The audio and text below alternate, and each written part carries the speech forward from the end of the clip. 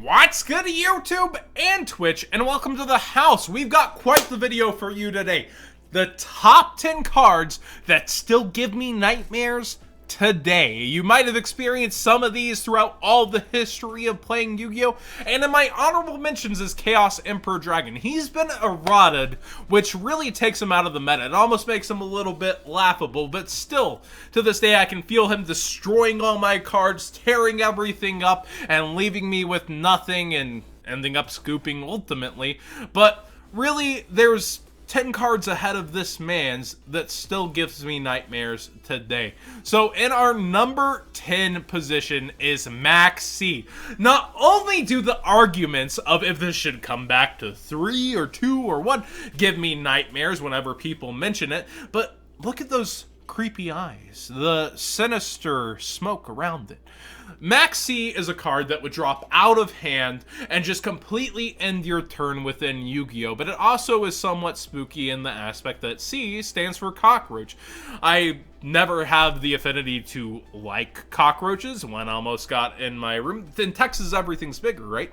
But from its gameplay aspect to completely ending your turn and letting your opponent just run through you with an OTK if you didn't have Max C, to its artwork, this is nightmare fuel. Straight up. And discussions today of people wanting this back off the list to 3, to wanting it at different numbers. It's complete nightmare to even answer that.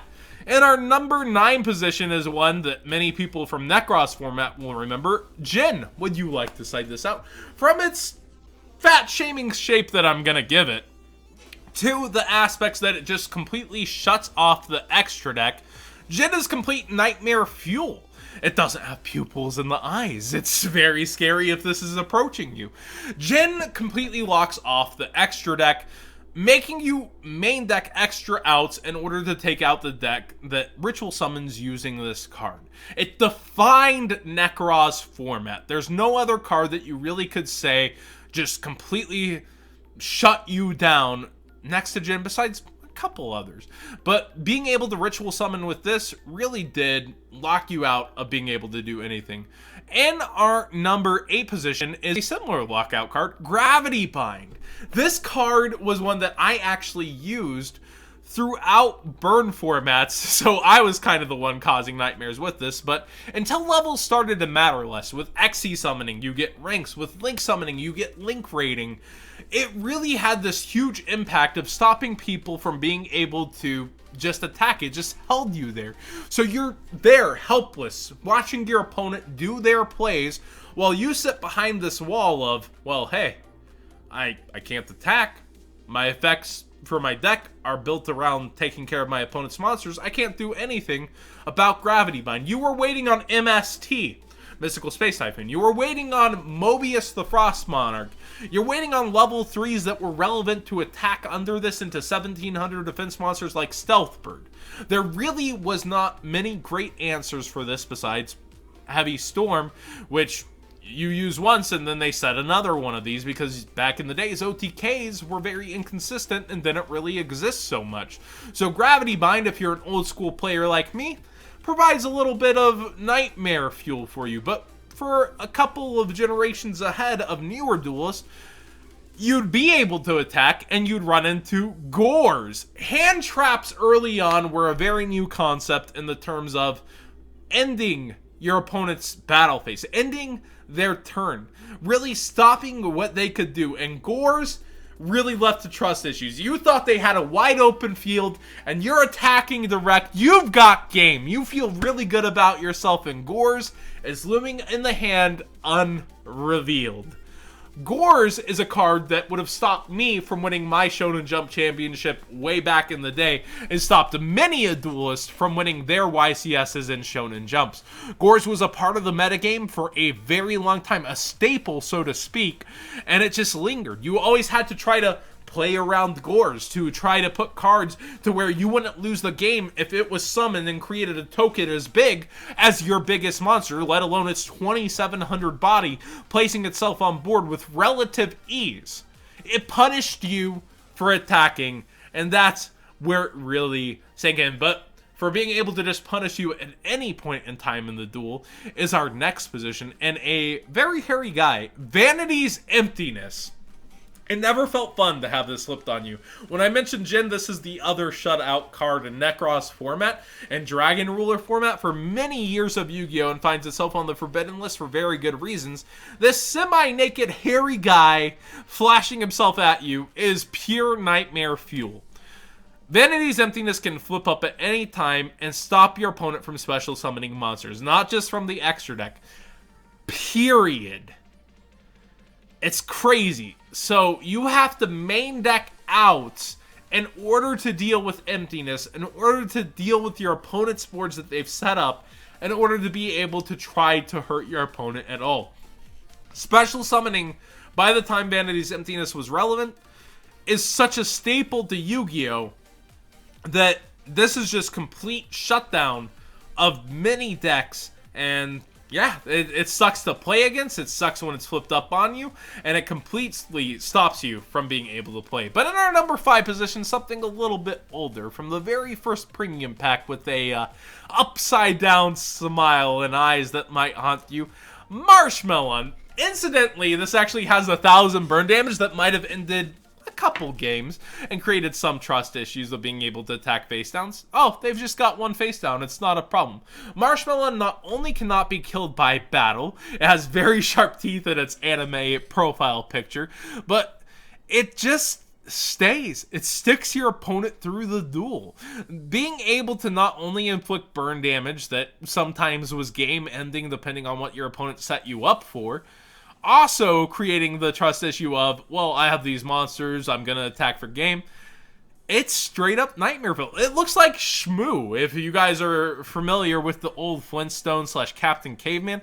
But realistically, this card just stopped you. It held you back. It made you helpless despite looking so helpless itself. In our number 4 position is one of the most gimmicky cards, yet most threatening cards. And our number 4 position is Self-Destruct Button.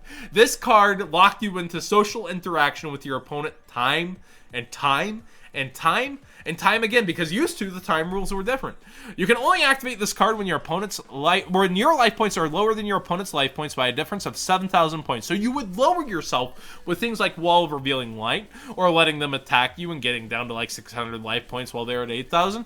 Both players' life points become 0 at the exact same time. There's a very good reason this card is forbidden today, and it's literally making you sit there with your opponent. And the guys that are playing this are those kind of guys that think, by doing this, they're robbing you of your day. You've shown up to this tournament, this regional, this YCS, and they're forcing you to sit there with them and knock you both out of the tournament with a tie instead of a win. Because ties are essentially losses in most tiebreakers throughout a tournament.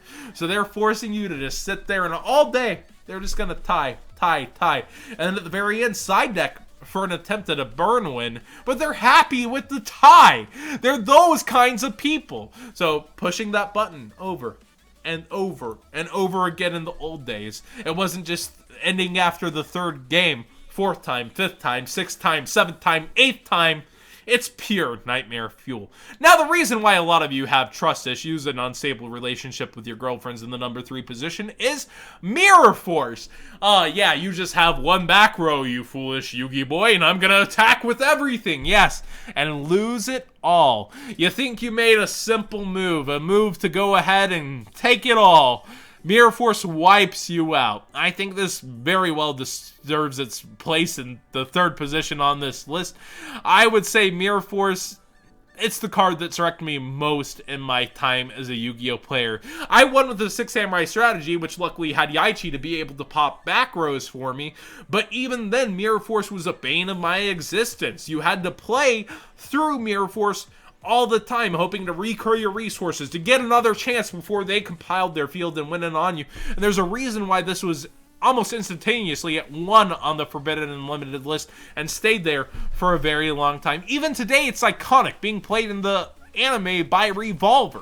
Mirror Force, a very good card by all standards, and a basic that every Yu-Gi-Oh player should know. And you know, have had played on them till the point it's nightmare fuel. And our number 2 position is Mr. Steal Your Girl, Snatch Steal. Appearing on the Forbidden Unlimited list, this card actually came back for one format and instantly went on the ban list the next format. Your cards are beating you in the face. It's like taking your arm off and beating you with it. This is trust issues on another level. You're getting beat down by your own strategy.